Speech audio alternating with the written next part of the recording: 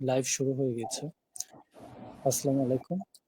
রাষ্ট্রচিন্তা ঢাকা বিশ্ববিদ্যালয় ইউনিট কর্তৃক আয়োজিত আজকের ওয়েবিনারে আপনাদের স্বাগত জানাচ্ছি। আমি আমিরুল করিম। আজকে আমাদের ওয়েবিনারের আলোচনার বিষয় আমরা নির্ধারণ করেছি ধর্ষণ ও ক্ষমতা সম্পর্কে রাজনীতি।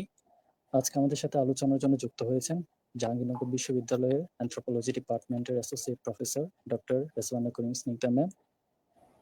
স্নিগ্ধা ম্যাম হচ্ছে ওয়েমেন সেলফ, তারপর হচ্ছে জেন্ডার পলিটিক্স এবং নারীদের অবস্থান সোসাইটিতে ইত্যাদি নিয়ে অনেকগুলো কাজ করেছেন। আজকে আমরা যে আলোচনাটা নির্ধারণ করছি সেখান থেকে যদি আমরা দেখতে যাই, ধর্ষণকে যদি দেখতে চাই, তাহলে ধর্ষণ শুধুমাত্র একটা ব্যক্তিগত অপরাধ হিসেবে আমরা পাই না ধর্ষণকে, বরং এটাকে একটা ক্ষমতার বহিঃপ্রকাশ হিসেবে দেখতে পাই, যে ক্ষমতার বহিঃপ্রকাশটা সমাজের বিভিন্ন কাঠামোর মধ্যে নিহিত থাকে। এটা শুধুমাত্র একজন ব্যক্তি আরেকজন ব্যক্তির উপর সহিংসতা চালাচ্ছে ঠিক এমনটা নয়, বরং এর সঙ্গে জড়িত রয়েছে লিঙ্গ, জাতি, শ্রেণী ও রাষ্ট্রীয় ক্ষমতার জটিল সম্পর্ক। আমরা যদি অ্যানথ্রোপোলজিক্যাল জায়গা থেকে ধর্ষণকে দেখতে যাই, তাহলে দেখবো যে আমাদের সমাজের গভীরে থাকা বিভিন্ন ক্ষমতার বিন্যাস, সাংস্কৃতিক মূল্যবোধ, পিতৃতান্ত্রিক কাঠামো, সামাজিকীকরণের ধরন ইত্যাদি জায়গা থেকে আমাদের ধর্ষণকে দেখতে হবে। আমরা যদি একটু হিস্ট্রিতে ব্যাক করি, তাহলে আমরা দেখি যে যুদ্ধের সময় ধর্ষণ ছিল একটা রাজনৈতিক হাতিয়ার। আবার কলোনিয়াল পিরিয়ডে যদি আমরা যাই, তাহলে দেখি যে ধর্ষণ নিপীড়নের একটা কৌশল ছিল, এবং ইনফ্যাক্ট আধুনিক সমাজে বা মডার্ন স্টেটের মধ্যে ধর্ষণ প্রাতিষ্ঠানিকভাবে বিদ্যমান হিসেবে আমরা হাজির পাই। আজকের আলোচনায় আমরা ধর্ষণকে শুধুমাত্র একটা অপরাধ নয়, বরং কিভাবে ক্ষমতা সম্পর্কের সাথে ধর্ষণ যুক্ত তা অ্যানথ্রোপোলজিক্যাল পয়েন্ট অফ ভিউ থেকে এক্সপ্লোর করার চেষ্টা করব। আমাদের আজকের অনুষ্ঠানের প্রথমে হচ্ছে ম্যাম আলোচনা রাখবেন। আলোচনার সময় আপনারা কমেন্ট বক্সে আপনাদের প্রশ্ন থাকলে সেগুলো জানাতে পারেন। ম্যামের আলোচনার পর আমরা প্রশ্নোত্তর পর্বে যাব, তখন হচ্ছে আপনাদের প্রশ্নগুলো আমরা উত্থাপন করব। তো আমরা সরাসরি চলে যাচ্ছি ম্যামের আলোচনায়। আপনি আচ্ছা, অনেক ধন্যবাদ অমি আমাকে রাষ্ট্রচিন্তায় আমন্ত্রণ জানানোর জন্য, এবং এছাড়া মনে করেছে যে এই বিষয়টাকে নিয়ে ইন ডিটেইলে আলাপ করা জরুরি। কন্টেম্পোরারি আমাদের যে বর্তমান সময়, সেই সময়টাতে আসলে ধর্ষণকে আমরা যেভাবে পারসিভ করছি, আসলে ধর্ষণটা এরকম কিনা, এই আলাপটা দেয়াটা খুব জরুরি। কারণ ভীষণ রকমের কিছু পলিটিক্যাল আসপেক্ট আছে। পলিটিক্যাল আসপেক্ট বলতে আমি বলছি যে অনেকটা পপুলিস্ট পলিটিক্যাল আসপেক্ট আছে। সেটা কিরকম? যেমন ধর্ষণ হলেই আমরা মনে করি যে একটা লিগ্যাল ফ্রেমওয়ার্কে বা একটা লিগ্যাল ডিসকোর্সে ঢুকলেই মনে হয় এটা বিচার নিশ্চিত করলেই ধর্ষণ বন্ধ হয়ে যাবে। এটা একটা পপুলার আইডিয়া। হ্যাঁ, আচ্ছা, এখন এই যে ধর্ষণের কতগুলো চিন্তা আছে একাডেমিক এরিয়ানাতে। ধর্ষণ কাকে বলে, ধর্ষণ কি, এবং ধর্ষণ কেন হয়, এই বিষয়গুলো নিয়ে বেশ কিছু গবেষণা আছে, যেটা আমার মনে হয় যে এই প্ল্যাটফর্মে যদি আমরা আলোচনা করি, কারণ ওই আলোচনাটাকে জাম্প ওভার করে, ওই আলোচনাটাকে বাদ দিয়ে শুধু এবং কেবলমাত্র যদি আমরা ধর্ষণকে একটা খালিভাবে একটা বিচারিক প্রক্রিয়ার মধ্য দিয়ে গেলেই ধর্ষণটা রোধ করা সম্ভব, ডেবিকানিন হিসেবে আমি আসলে সেটা মনে করি না। বিচারিক প্রক্রিয়ার মধ্য দিয়ে যাওয়ার প্রেক্ষিতে ধর্ষণের একটা সুরাহা হতে পারে, অর্থাৎ আমি যদি একটা অ্যাক্ট করি, সেই অ্যাক্টের রিপারকেশন কি হতে পারে, সেই অ্যাক্টে আমার কি পরিমাণ শাস্তি হতে পারে, সেইটা এক ধরনের ভীতি তৈরি করতে পারে হয়তো। কিন্তু ওই ভীতি থেকে যে ধর্ষণটা একেবারে থেমে যাবে, কারণ বিচারিক প্রক্রিয়ারও কতগুলো ধাপ আছে, কতগুলো নিয়ম কানুন আছে, কতগুলো প্রক্রিয়া আছে। এই সকল জায়গাতে যখন আপনার একটা জটিলতা তৈরি হয়ে থাকে, তখন আসলে আদতে ওই বিষয়টাকে সমস্যার সমাধান করলেই ধর্ষণের সমস্যার সমাধান হয় কিনা, এই প্রশ্নটা রেখে আমি ধর্ষণের আলাপটাতে ঢুকতে চাই। যেমন মনে করেন ধর্ষণের থিওরিতে খুব প্রমিনেন্ট একটা থিওরি, একদম প্রথম দিককার থিওরি। ধর্ষণের নিয়ে খুব বিখ্যাত একটা বই আছে, বইটার নাম হচ্ছে এগেইনস্ট আওয়ার উইল। এছাড়া আপনার ধর্ষণের ক্ষেত্রে এই যে তত্ত্ব, সে তত্ত্বের ক্ষেত্রে প্রথম দিকে যে থিওরিটা খুব বেশি আলোড়ন ফেলে, সেটাকে বলা হয় ধর্ষণের ইভলিউশনারি থিওরি, অর্থাৎ ইভলিউশনারি থিওরি অফ রেপ। এই ইভলিউশনারি থিওরি অফ রেপে এই সময় এই যে জোরপূর্বক সম্পর্ক স্থাপন করা, এই যে নারী, এটা বলতে কোনো দ্বিধা নাই যে এই যে দেখেন ইভলিউশনারি থিওরি কিন্তু একদম প্রাথমিক চিন্তা, কিন্তু আমি যখন আজকের এই কনটেক্সটে আলোচনা করবো তখন আপনি বুঝতে পারবেন আমরা এখনো সেই প্রাথমিক চিন্তাতেই অবস্থান করি। কেন, কিভাবে, আমি এক্সাম্পল দিয়ে আপনাদের কাছে ব্যাখ্যা করছি। ইভলিউশনারি থিওরি অফ রেপের প্রথম একটা তত্ত্বই ছিল যে আপনার রিপ্রোডাক্টিভ একটা স্ট্র্যাটেজি খুব গুরুত্বপূর্ণ। কেন রিপ্রোডাক্টিভ স্ট্র্যাটেজি? ইভলিউশন থিওরিতে কিন্তু যখন আমরা ক্ল্যান, গোত্র, যুদ্ধ, ত্রাস এই সকল সময়ে দেখবেন যে নারীকে একটা, নারী বডিকে একটা টার্গেট গ্রুপ হিসেবে আক্রমণ করা হতো, এবং সেক্ষেত্রে নারীর সাথে জোরপূর্বক শারীরিক সম্পর্ক স্থাপনের উদ্দেশ্য এটা ছিল না নারীকে যৌন নির্যাতন করা, তার চেয়ে বেশি অধিক ছিল যে নারীর সাথে যৌন সম্পর্ক করার প্রেক্ষিতে সেই গোত্রে বা সেই দেশে তাদের উত্তরসূরি, তাদের রক্ত, তাদের উত্তরাধিকার, তাদের লোক বৃদ্ধি পাবে। সেই জায়গাটা থেকে মূলত প্রথম দিককার এই জিনিসটা সামনে নিয়ে আসা, এবং সেক্ষেত্রে একটা গুরুত্বপূর্ণ ব্যাপার ছিল যে নারীকে ইভলিউশনারি থিওরির সময় প্রয়াসে ভাবা হতো যে আপনি যদি নারীর উপরে ক্ষমতা প্রতিস্থাপন করতে পারেন তাহলে ওই জাতিগোষ্ঠীর উপরে, ওই বিশ্বাসী মানুষের উপরে আপনি আপনার ক্ষমতাকে নিশ্চিত করতে পারেন। এখন এই যে ইভলিউশনারি থিওরি, এই ইভলিউশনারি থিওরির আবার অনেকগুলো ভাগ ছিল। কেন আমি বললাম যে ইভলিউশনারি থিওরির সাথে আমাদের এখনকার রেপের যে বোঝাপড়াটা ওই জায়গাটাতে সীমায়িত।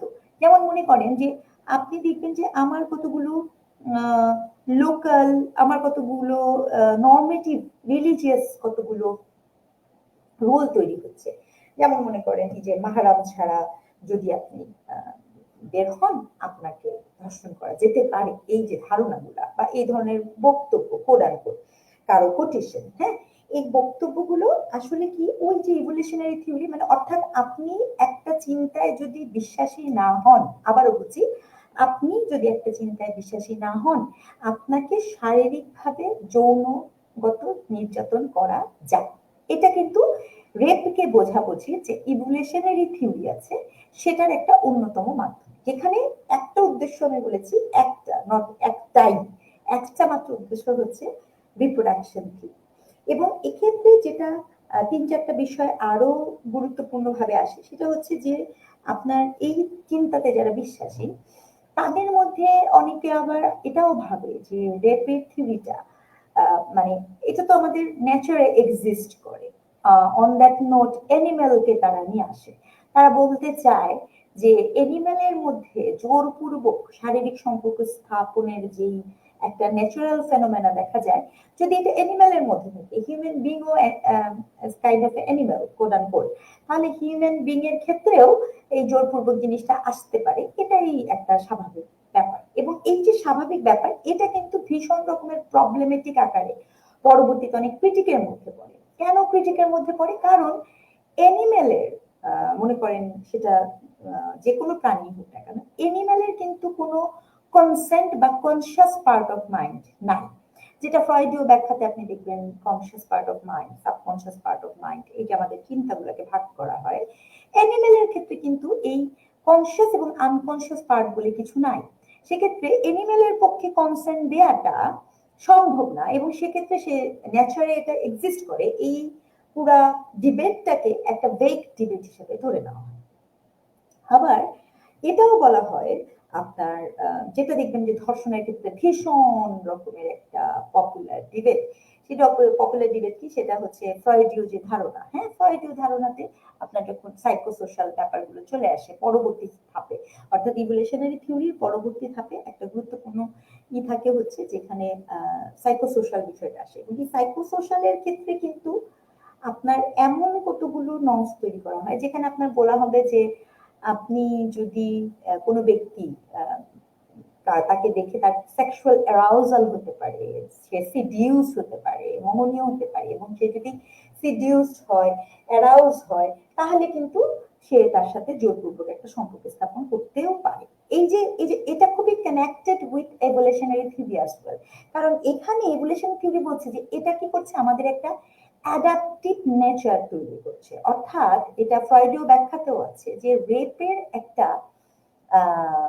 অ্যাডাপ্টেশন প্রক্রিয়া আছে। অর্থাৎ মানুষ ধরেই নেয়, মনে করেন আমি এখন ধরেই নিলাম যে বিইং অ্যাজ এ ওমেন, আমার সাথে যদি এখন আমি এরকম একটা পোশাক পরি, আমি পড়ছি যে মানুষ আমার দিকে আমাকে আক্রমণ করতে পারে, যৌন আক্রমণ করতে পারে, অথবা আমার এমন ভাবে চলা উচিত যে চলার প্রেক্ষিতে কোনো মানুষ আমাকে অবজেক্টিফিকেশন তৈরি হতে পারে। এই যে আমার আমার ব্রেন, আমি নিজেই আমার সাইকোসোশ্যাল আন্ডারস্ট্যান্ডিং এ আমি বিং এজ এ ওমেন নিজেকে অবজেক্টিফাই করতে পারি, আবার একটা যে মেল থাকে সেও কিন্তু এই সাইকোসোশ্যাল সেটিং এ আমাকে অবজেক্টিফিকেশনের এক ধরনের বৈধতা পেয়ে যায়। এক ধরনের এই যে বৈধতা, এই বৈধতাটার গল্পটা কিন্তু আসলে যেটাকে থিওরিটিক্যালি আমরা বলছি যে লিগ্যালিটি বা লিগ্যাল বিহেভিয়ার, লিগ্যালিটি অথবা লিগ্যাল বিহেভিয়ার দিয়ে এটাকে কিন্তু আরো বেশি পরিশীলিত করা হয়। হ্যাঁ,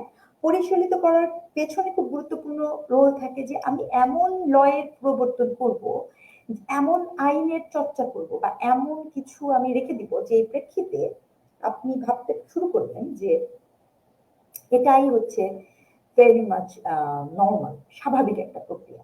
এবং এটাতে আমি আসবো এই লিগ্যাল ডিসকোর্সটা কিভাবে কাজ করে। কিন্তু তার আগে আরো কতগুলো, এটা তো গেল আসলে মূলত আপনার ইভলিউশনারি থিওরির গল্প, কিন্তু আপনি খেয়াল করে দেখবেন যে আমাদের এই সোসাইটিতে আমরাও এখন পর্যন্ত যখন আমাদের যে পেনাল কোডের যে ধারা, আমাদের পেনাল কোডের যে ধারাগুলো আছে 375, 376 এবং 377, পরবর্তীতে হয়তোবা আরো বেশি আমি বিস্তারিত আলোচনা করতে পারবো এই ধারাগুলো নিয়ে। কিন্তু দেখবেন এখানে আমি খুবই সাধুবাদ জানাই যে আমাদের এখন বর্তমান আইন উপদেষ্টা তিনি বলছেন যে তিনি লিগ্যাল ফ্রেমটাকে চেঞ্জ করবেন, কিন্তু স্টিল না, আজকে পর্যন্ত লিগ্যাল ফ্রেমটাতে এমনই আছে যে রেপের ধারণাটা একদম ওমেন কেন্দ্রিক হয়ে আছে। রেপের ধারণার সাথে কেবল এবং কেবলমাত্র পেনিট্রেশনের ধারণা যুক্ত হয়ে আছে। এবং এই পেনিট্রেশনটা কি, অবশ্যই পেনিট্রেশনটা হবে হচ্ছে একটা মেইলের পিনাসের পেনিট্রেশন, ঠিক আছে। এবং পিনাসের পেনিট্রেশন হলে পরে সেখানে স্পাম পেতে হবে, হ্যাঁ, সিমেন্সের ট্রেস পেতে হবে, তখন যে আপনি একটা লিগ্যাল ফাইল প্রসিড করার এখতিয়ার রাখেন। কিন্তু রেপের ক্ষেত্রে কিন্তু এখন বর্তমান জায়গাটা এত বিশাল, যারা আমরা রেপ নিয়ে গবেষণা করি, পড়াশোনা করি, আমরা জানি যে এই গল্পটার সাথে মাল্টিপল লেয়ার অফ আসপেক্ট যুক্ত। যেমন আমি একটু আগে ইভলিউশনারি থিওরি বললাম, এরপরে রেপের কতগুলো শিফটিং আসে, শিফটিং প্যারাডাইম বলে যেটাকে। সেই শিফটিং প্যারাডাইমে আপনার ফেমিনিস্ট থিওরিরা মূলত দাবি করে যে রেপ ইজ নট এ মানে seduce, not about seduction, it's not about arousal, এটা কোনোভাবে জৈবিকতা দিয়ে, অর্থাৎ আমার আর্জ, হিউম্যান নেচারের যে আর্জ, অর্থাৎ যৌনতাকে আপনি ডিফাইন করছেন যে কেউ রেপ হয়েছে বিকজ অফ দ্য যৌন উদ্দীপনা পেয়ে আপনি রেপ হয়েছেন। এই পুরা গল্পটাই হচ্ছে একটা খুবই প্লটেড একটা আলাপ। প্লটেড আলাপ কেন? কারণ এখানে দুটো পক্ষ তৈরি হয়। এক পক্ষ হচ্ছে ক্ষমতা সম্পর্কের ধারণ করে, আরেক পক্ষ ক্ষমতা সম্পর্কে অধস্তন থাকে, ঠিক আছে। এখানে একদম ক্লিয়ার কাট দুটো পক্ষ। তো ফেমিনিস্ট প্যারাডাইমে যেটা বলা হলো যে না, রেপ আসলে কোনোভাবেই আপনার ইভলিউশনারি থিওরি অনেক প্রবলেমেটিক, বিকজ ইভলিউশনারি থিওরি কি বলছে, ইভলিউশনারি থিওরি এক পর্যায়ে এমনও বলে ফেলছে যে যেহেতু নেচার ইভলিউশন মানে আপনার একটা যৌন নির্যাতন বা কনসেন্ট ছাড়া সেক্স করার প্রবণতা থাকে, সেহেতু এটা হতে পারে। আবার ইভলিউশনারি থিওরি বলছে যে আপনার রিপ্রোডাক্টিভ বা উত্তরাধিকার পাওয়ার জন্য বা জাতির উপরে একটা আধিপত্য বিস্তার করার জন্য তারা রেপ করে থাকে, যেটা যুদ্ধের সময় খুব বেশি ভিজিবলি দেখা যায়, হুইচ ইজ ট্রু। যুদ্ধের সময় আপনার এটা ভিজিবলি দেখা যায়, যুদ্ধ বিগ্রহ যখনই আসে দেখা যায়। কিন্তু ফেমিনিস্ট থিওরিটা এখানে খুব স্ট্রং কেন? ফেমিনিস্ট থিওরিটা এখানে বলছে যে না, এটা না কেবল এবং কেবলমাত্র একটা ন্যাচারাল আর্জ না, এটা কেবল জৈবিক আর্জ না বা রিপ্রোডাক্টিভিটিকে কন্ট্রোল করার আর্জ না, এটা বেসিক্যালি আর্জটা হচ্ছে ক্ষমতা, বেসিক্যালি দ্বন্দ্বটা হচ্ছে ক্ষমতা। কারণ কি, রেপের ব্যাপারটা তো কোনোভাবে এমন না যে শুধু নারী রেপ হচ্ছে, আপনি দেখবেন শিশু রেপ হচ্ছে, পুরুষ দিয়ে পুরুষ রেপ হচ্ছে, এরকম নানা লেয়ারে আছে। নানা ইভেন এখন বর্তমান কন্টেম্পোরারিতে নানাবিধ বস্তুর ব্যবহারেও কিন্তু দেখা যাচ্ছে যে ওই অর্থে যে পেনিট্রেশনকে আমরা ভাবছি সেটা থেকেও চেঞ্জ হয়ে যাচ্ছে, যে বিভিন্ন বস্তু ব্যবহার করা হচ্ছে, বিভিন্ন ব্রুটালিক অ্যাক্ট করা হচ্ছে। এই পুরা ডিসকোর্সটাকে আপনার ফেমিনিস্ট থিওরিটিশিয়ানরা প্রবলেমেটাইজ করে যে এখানে ক্ষমতা হচ্ছে এখানে মূল কেন্দ্রবিন্দু। কারণ কি, এখানে যে ক্ষমতার নিচে অবস্থান করে সেই আসলে ভিকটিমে পরিণত হয়। যদি কোনো ব্যক্তি, এমন কেস ভীষণ রেয়ার যে আপনি ভীষণ রকমের ক্ষমতায়িত নারী আপনার রেপের শিকার হয়েছে, আমি বলছি না যে হয় না, আমি বলেছি এটা রেয়ার। অর্থাৎ রেপের যে কেসগুলো পাওয়া যায় সেটা ফাইলড কেস, অবভিয়াসলি নোন কেস, অথবা গবেষণার যে কেসগুলো পাওয়া যায় সেই কেসগুলোতে ম্যাক্সিমাম ক্ষেত্রেই দেখা যায় যে এখানে যিনি ক্ষমতা সম্পর্কে নিচে অবস্থান করে তিনি আসলে ভিকটিম হয়ে ওঠেন। এমনকি যে শিশুর কথাটা আমি বলছি, একটা পরিবারে শিশুর কিন্তু ক্ষমতা সম্পর্কের ক্ষেত্রে সে দেখছে যে নিকট আত্মীয় দ্বারা আপনার রেপের শিকার হচ্ছে।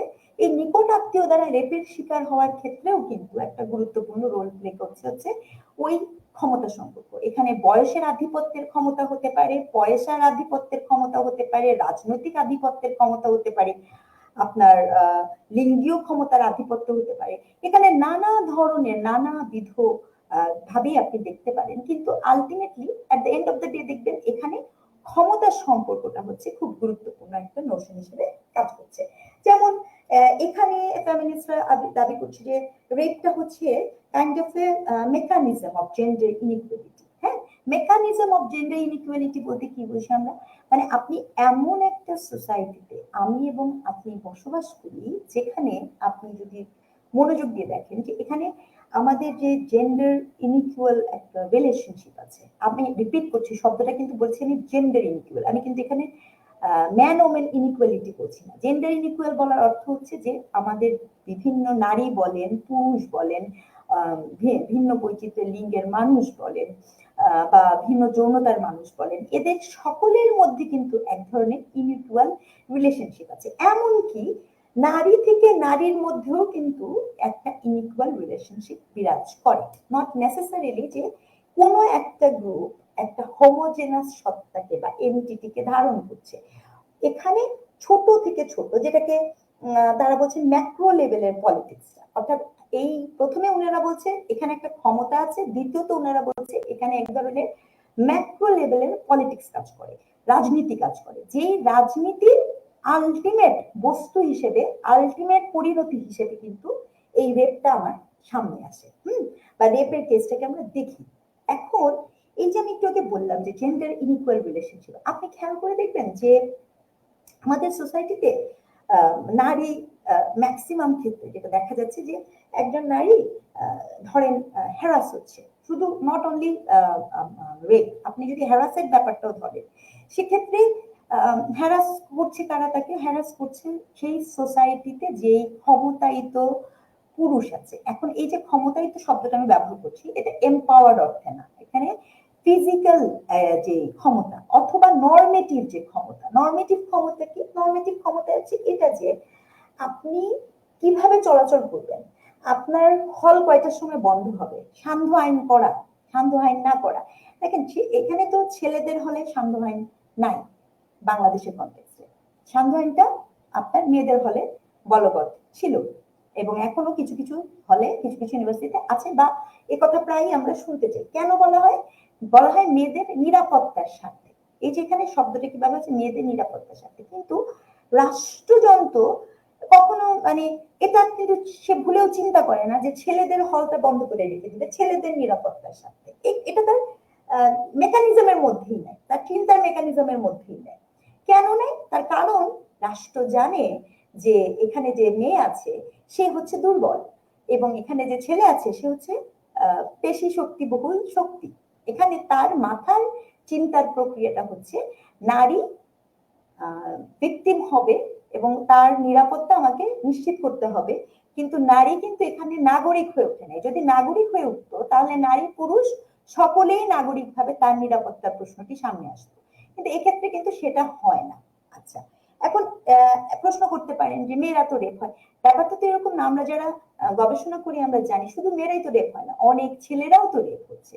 এবার দেখেন যে ছেলেরাও যখন রেপ হচ্ছে কোনো একটা ইনস্টিটিউশনে, সেটি কিন্তু কেবল এবং কেবলমাত্র কোনো ধর্মভিত্তিক ইনস্টিটিউশন না, বিভিন্ন ছেলেদের হল বলেন, ইনস্টিটিউশন বলেন, এবং প্রিজন বলেন, জেলখানা বলেন, হ্যাঁ একদম একদম আমি জেলখানা, অর্থাৎ আপনি নিরাপত্তা বেষ্টনীর ভিতরের কথা বলছি, নিরাপত্তা বেষ্টনীর ভিতরেও আপনার রেপের ঘটনা ঘটছে। তাহলে আসলে কি নিরাপত্তা এটা গুরুত্বপূর্ণ নাকি ক্ষমতার সম্পর্ক গুরুত্বপূর্ণ? কারণ অনেক অনেক কেস আপনার আনা সম্ভব, ডেটা তথ্য দেওয়া সম্ভব, যেখানে দেখা যায় যে উইদিন দ্য প্রিজন বা আপনি একটা আইনি বেষ্টনীর মধ্যেও এই ধর্ষণের শিকার হচ্ছেন। কারণ আপনাদের মনে করিয়ে দেই, এই যে ইয়াসমিনের কথা, ইয়াসমিন হত্যা বা মানে এরকম বেশ কিছু আমাদের দেশের জন্য, আবার আমাদের দেশে তো আসলে প্রিজনে ঢুকে সেখানে গবেষণা করার সুযোগটা খুব কম, এখানে অনেক আমলাতান্ত্রিক জটিলতা আছে। কিন্তু আপনার পৃথিবীর বিভিন্ন অন্যান্য দেশে দেখা যাচ্ছে যে আপনার ইউএস এর কনটেক্সটে বা বিভিন্ন দেশে কিন্তু এই প্রিজনে যে সকল প্রিজনার্স থাকে তাদের মধ্যে রেপের রেটটা ভেরি হাই। তাহলে এই রেপটা কেন হচ্ছে? এগেইন এই রেপটা হওয়ার পিছনে একটা গুরুত্বপূর্ণ কারণ হিসেবে মানুষ মনে করছে যে হতে পারে জৈবিকতা, যেটাকে বলা হচ্ছে সেক্সুয়াল আর্ট, সেক্সুয়াল অ্যারাউজ। কিন্তু এটাকে কিন্তু বিভিন্নভাবে সমাধান করা যায়। সেক্সুয়াল অ্যারাউজ বা সেক্সুয়াল আর্টকে বিভিন্নভাবে সমাধান করা যায়, কিন্তু রেপকে সমাধান করা যাচ্ছে না। কারণ এখানে আপনি ওই প্রিজনারদের মধ্যে বলেন, বাইরে বলেন, ঘরে বলেন, ঘরের ভিতরে বলেন, যিনি ক্ষমতাবান তিনি ভিকটিম কম হন, তিনি ভিকটিমের তার ভিকটিম হয়ে ওঠার গল্পটা কিন্তু ভীষণ রকমের কনটেক্সচুয়াল রিয়েলিটিকে প্রেজেন্ট করে। তো এই জায়গাটাতে একটা খুব গুরুত্বপূর্ণ আরেকটা আলাপ হচ্ছে যে বলা হচ্ছে যে রেপটা আসলে অন দ্যাট নোট কোনো একটা একক ব্যক্তির এক না। দেখবেন আমরা এখনো এই ধরনের কতগুলো কথা বলি যে রেপ হচ্ছে বিকৃত, কোরআন বিকৃত মানসিকতার পরিচয়, রেপ হচ্ছে নিচু মানের পরিচয়। কিন্তু মানে ব্যাপারটা কোনোভাবে এগেইন আবারও বলছি যে এটা কোরআন বিকৃতর থেকে খুব গুরুত্বপূর্ণ আলাপ হচ্ছে রেপ একটা কালেকটিভ ফোর্সের আউটবাস্ট। কালেকটিভ ফোর্সটা কি? সেই কালেকটিভ ফোর্সটা হচ্ছে যখন আপনি নর্ম, যে কোনো সোসাইটির নর্মটা কি? নর্ম কিন্তু একটা collective consciousness, collective establishment. Collective establishment, আপনি যখন বলেন যে অমুক পোশাক পরার কারণে কেউ রেপ হয়েছে, এটা আপনার দেশের আমার দেশের একটা পপুলার ডিবেট, এই কথা ইটসেলফ প্রমাণ করে যে রেপ কোনো একক ব্যক্তির বিষয় না, রেপ একটা কালেকটিভ ফোর্সকে এনশিওর করতে চায়, একটা কালেকটিভ নর্মসকে এনশিওর করতে চায়, একটা কালেকটিভ নর্মসকে চাপিয়ে দিতে চায়। এই যে কালেকটিভ নর্মসকে চাপিয়ে দেওয়া, কালেকটিভ ফোর্সকে এনশিওর করা, এই যে ক্ষমতার চর্চা করা, এবং ক্ষমতা চর্চার একটা সাইকোসোশ্যাল একটা ডিসকোর্স হচ্ছে আমি রেপ আকারে করব। কারণ কি?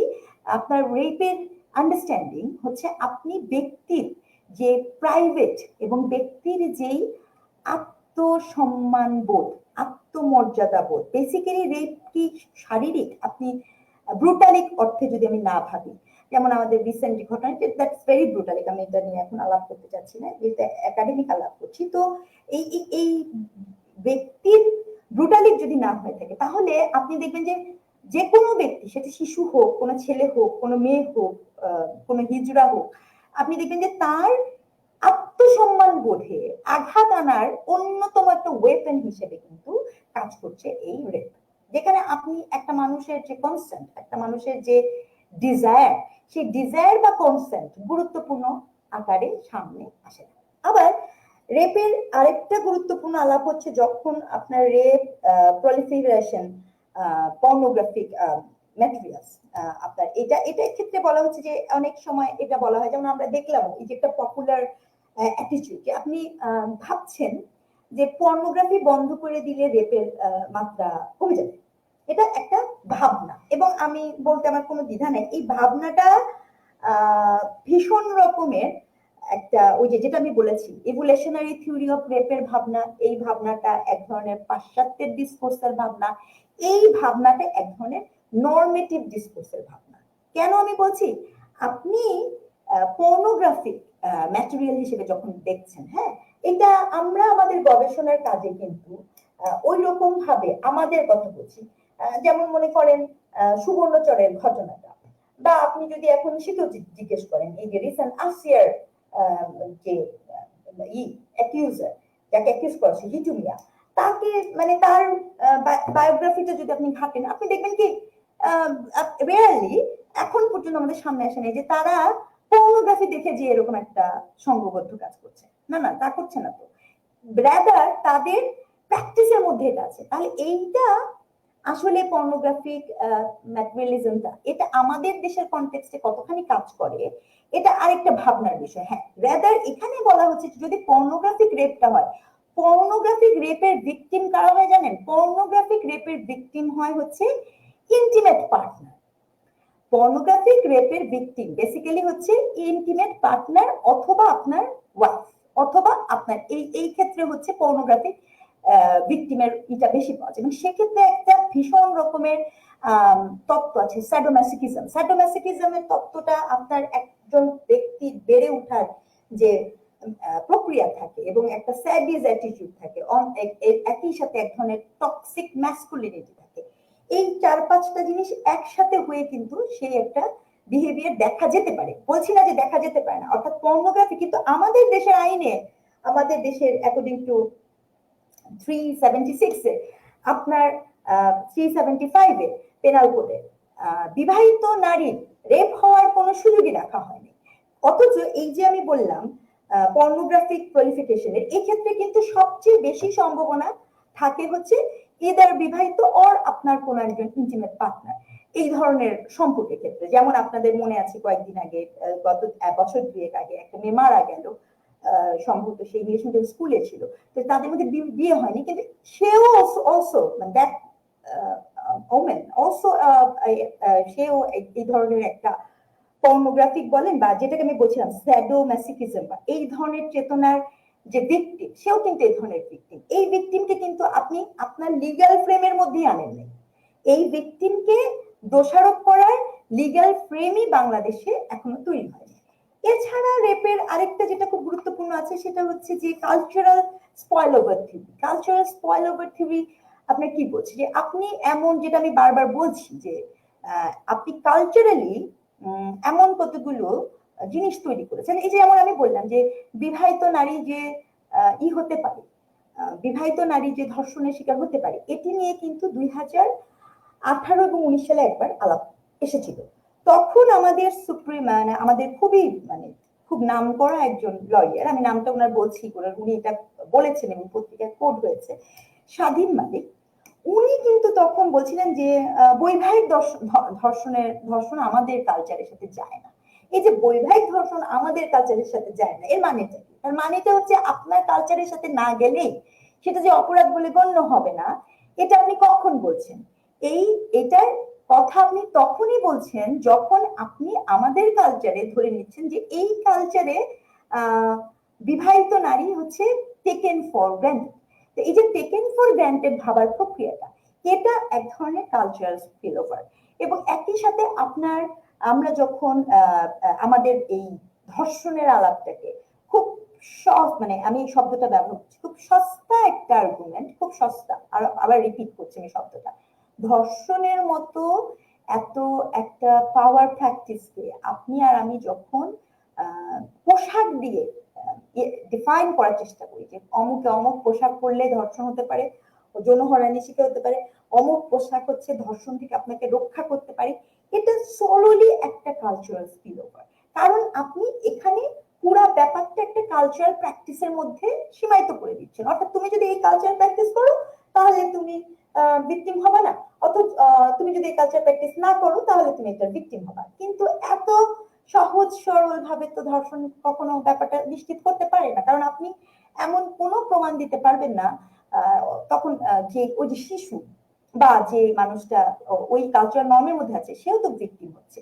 তো এই বিষয়গুলোকে অনেক বেশি পপুলার ডিসকোর্স বলা হয়। যেমন অনেকের কাছ থেকে আমি শুনি অনেক সময় এরকম বিশ্বাস করেন, এবং অনেক গুরুত্বপূর্ণ লোক এই ধরনের শিশু সুলভ কথা বলেন। যেমন মনে করেন যে কোন একটি কান্ট্রি, ধরেন সৌদি আরবে তো আপনার এই ধরনের রেপের রেট নাই, কিন্তু আমেরিকাতে আছে, কারণ সৌদি আরবের এটা হচ্ছে ভালো। আমি উইথ ডিউ রেসপেক্ট, সৌদি আরবে দ্য আন্ডারস্ট্যান্ডিং অফ রেপের, আপনি যে একটা রেপ কেসটা ফাইল করবেন বা ওই পর্যন্ত যে যাবেন সেটারই সুযোগ নেই। হ্যাঁ, আপনার ওই যেটা আমি বললাম, আপনার দেশে যেমন বৈধানিক ধর্ষণের ফাইল করার সুযোগ নেই, আপনি কিভাবে এটা রেপ পাবেন? সবাই তো দেখবে, যদি কোনো দেশ দেখতে আসে বলবে যে এখানে তো এরকম হয় না। আপনি যদি এখানে আপনার ওই যে শিশু ধর্ষকদের আলাদা করে যদি না থাকে, লই না থাকে, আপনি এটা কিভাবে দেখবেন? মনে করেন এই যে বাচ্চা ছেলে বাচ্চারা যে এই মানে ভীষণ রকমের ধর্ষণেরই শিকার হচ্ছে, এবং এখানে আপনি শব্দগত ভিন্নতা এনেছেন, আইনগত কোনো প্রক্রিয়াতে আপনি জানতো নাই, আপনি শব্দগত ভিন্নতা এনেছেন কি, যে ছেলে বাচ্চা ছেলে কর্তৃক ধর্ষণ হয় সেটা হচ্ছে বালাৎকার, আর মেয়ে বাচ্চা যদি ধর্ষণ হয় সেটা হচ্ছে ধর্ষণ। এর কারণটা কি? আপনাকে এই বালাৎকার বলার মধ্যে দিয়ে, অর্থাৎ ইটিমোলজিক্যাল যে মিনিং, আপনি কি ইন্ডিকেট করেন, এই শব্দ ইটসেলফ কিন্তু ক্ষমতার প্রকাশ করে।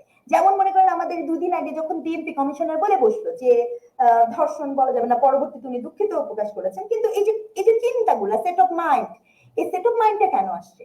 আসছে এই কারণে, কারণ এই শব্দ ইটসেলফ ভেরি পাওয়ারফুল। ভাষা এতদিন টু নন চুয়ামস্তি, আমাদের চিন্তার একটা রিপার্কেশন ঘটে হচ্ছে ভাষার মধ্যে দিয়ে, যে কারণে পুরুষের জন্য, ছেলে বাচ্চার জন্য হচ্ছে বালাৎকার, আর মেয়ে বাচ্চার জন্য হচ্ছে আপনার ধর্ষণ, বা মেয়ের জন্য হচ্ছে ধর্ষণ। এই যে প্রক্রিয়াটা, এই প্রক্রিয়াটা is a kind of cultural spill over, কারণ আপনি এখানে একটা নর্মেটিভ নর্মস গুলোকে আপনি সামনে নিয়ে এসে আপনি ওটার ভিতর দিয়ে ডিফাইন করার চেষ্টা করেন। যেমন মনে করেন আপনার কালচারাল স্পিল ওভারে আপনি খেয়াল করে দেখেন যে এখানে রেপকে মানে ডিফাইন তো করা হয় না, রেপকে আরো উৎসাহিত করা হয়। উৎসাহিত কেমন করা হয়? আপনি খেয়াল করে দেখবেন যে আমাদের টেলিভিশন, আমাদের মিডিয়া, আমাদের ফিল্ম, আমাদের অ্যাডভার্টাইজমেন্ট, এই সকল জায়গাতে দীর্ঘদিন এবং এখনো আপনার দেখানো হয়েছে যে আপনি একটা মেয়ে যখন হেঁটে যায় তখন আপনি চাইলেই তার হাত ধরে ফেলতে পারেন। এই যে চাইলেই যে হাত ধরে ফেলা যায় না, এটা আমরা এখনো শিখিনি, রাইট? চাইলেই যে একজন আরেকজনকে ছুতে পারে না, টাচ করতে পারে না, এটা আমরা এখনো শিখিনি। কেন শিখিনি? কারণ আপনি বলবেন এটা তো আমাদের কালচারাল প্র্যাকটিস। আপনার বড় বড় কতগুলো ট্যাগলাইন তৈরি হয়েছে যে নারীর নীরবতা হচ্ছে সম্পত্তির লক্ষণ, নারী যদি হাসে তাহলে বুঝতে হবে সে আপনাকে ইশারা দিচ্ছে। আপনার দেখেন এখানে আমাদের গান, হ্যাঁ, সাবিনা ইয়াসমিনের বিখ্যাত গান ইশারায় শীষ দিয়ে আমাকে দেখো না, মানে হোয়াট ইজ দিস? তার মানে আপনি এখানে একটা নর্মেটিভ, এই শীষটা দেয়া যায় না, আপনি রাস্তা দিয়ে কোনো মেয়ে হেঁটে গেলে তাকে শীষটা দেয়া যায় না। এই এই কোর্সের মধ্যে আমরা ঢুকি নাই, বরঞ্চ আমরা কি করেছি, ওটাকে আরো উদযাপন করেছি, ওটাকে আমরা গান বানিয়েছি, নর্মেটিভ নর্ম বানিয়েছি। আপনি একটা ডিওডোরেন্টের অ্যাড, একটা পুরুষ লোকের আপনি অ্যাড দেখবেন যে সে ডিওডোরেন্টের ই দিচ্ছে, ডিওডোরেন্টের গায়ে মাখছে, এবং সেখানে চারপাশে অনেকগুলো নারী তাকে ঘিরে ধরছে, যেটা কিনা অ্যাবসলিউটলি ইম্পসিবল। আপনি কি করছেন সেক্ষেত্রে? আপনি সেক্ষেত্রে বাই ডিফল্ট ওই নারীকে অবজেক্টিফাই করেছেন, এবং অবজেক্টিফিকেশনের মধ্য দিয়ে আপনি এক ধরনের কালচারাল একটা কি বলবো, সামাজিক একটা বৈধতা তৈরি করছেন, যে নারীকে চাইলেই আপনার মনের মতো করে আপনি কোড অ্যান্ড কোড ব্যবহার করতে পারেন। সেটি যৌনতা হোক, সেটি আপনার মনের মতো, কারণ আপনার ভাষাগুলো দেখেন, শখের নারী, শখের নারী, নারী কেন শখের হবে? এটা শখের কিছু না, কোনো মানুষই কিন্তু কারো শখের হয় না, কোনো শিশুও কারো শখের হয় না। এই শব্দগুলা ইটসেলফ আপনার আমার ব্রেইনের মধ্যে এই নর্মেটিভ নর্মস গুলোকে নর্মালাইজ করে তুলে। তো এই ধর্ষণ প্রক্রিয়াটা একদিনে হয় না, ধর্ষণ একটা পোটেনশিয়াল ধর্ষক দীর্ঘদিন তার চর্চার মধ্যে দিয়ে যায়, এটা কিন্তু ধীরে ধীরে হয়। একজন ধর্ষক প্রথমে অ্যাবিউজার হয়, হ্যারাসার হয়, তারপরে যে সে কিন্তু এই ফাইনাল টেক ওভারটা নেয়, ঠিক আছে?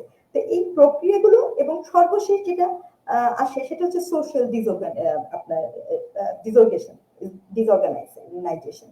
তো সোশ্যাল, যখন একটা একটা সমাজ যখন ভীষণ রকমের ভঙ্গুর হয়, তার ইনস্টিটিউশন গুলো যখন ভঙ্গুর হয়, তার পারফর্ম করার লিগ্যাল প্রসিডিউরস যখন ভঙ্গুর হয়, তখন এটা এক ধরনের ইন্টার কানেক্টিভিটি তৈরি করে, এটা এক ধরনের ইন্টারসেকশনাল বিষয় তৈরি করে, যেখানে আপনার একই সাথে বর্তমান বাংলাদেশে কি হচ্ছে, আপনার নর্মেটিভ নর্মস এখানে কাজ করছে খুব স্ট্রংলি, আপনার ক্ষমতা সম্পর্ক এখানে খুব স্ট্রংলি কাজ করছে, আপনার রিলিজিয়াস নর্মেটিভ নর্মস এখানে স্ট্রংলি কাজ করছে, আপনার লিগ্যাল সিস্টেমের ব্রোকেননেস মানে কাজ করছে। এই সবকিছু মিলে আমরা এমন একটা জায়গায় অবস্থান করছি যেখানে আপনি রেপের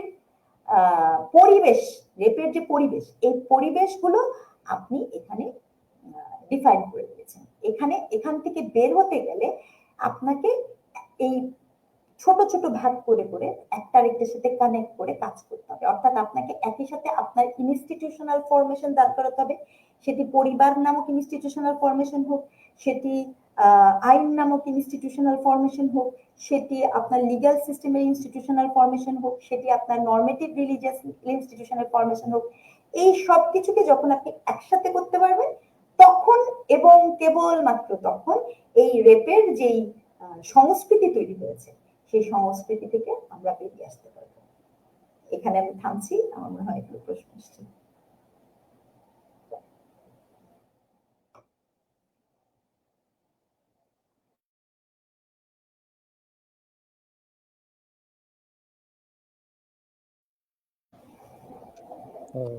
ধন্যবাদ ডক্টর রেজওয়ানা করিম স্মিতা ম্যামকে ওনার আলোচনার জন্য।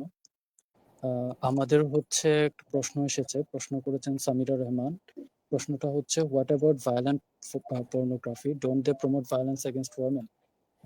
ওকে, আচ্ছা, সামিরা এই প্রশ্নটা করেছেন। অবশ্যই ভায়োলেন্ট পর্নোগ্রাফি, এই যে পর্নোগ্রাফিরও অনেকগুলো ভাগ আছে এবং পর্নোগ্রাফি ভীষণ রকমের রাজনৈতিক অর্থশাস্ত্রের সাথে যুক্ত একটা বিষয়।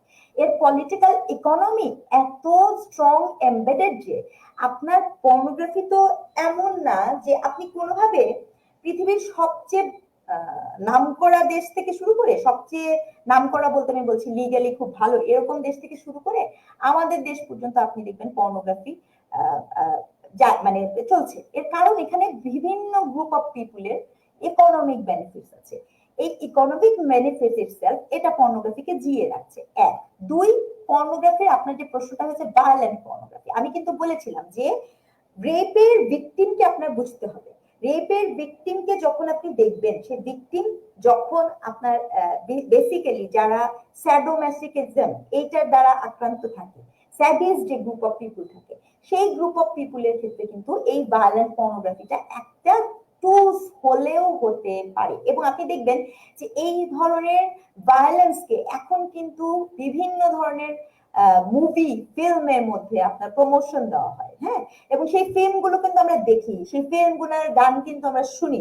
তাহলে ভায়োলেন্ট পর্নোগ্রাফির ব্যাপারটা আরেকটু বলি, ভায়োলেন্ট পর্নোগ্রাফির ব্যাপারটা যতটা না ভায়োলেন্স এগেইনস্ট ওমেনের ক্ষেত্রে কাজ করে, তার থেকেও কিন্তু পৃথিবীতে আমাদের পার্শ্ববর্তী দেশ ইন্ডিয়াতে আপনি দেখবেন এবং কেস পাওয়া গেছে। বাংলাদেশে তো আসলে ওই অর্থে গবেষণার অবস্থা খুব একটা ভালো না। দেখা গেছে যে মানে পশু পর্যন্ত রেপের শিকার হয়।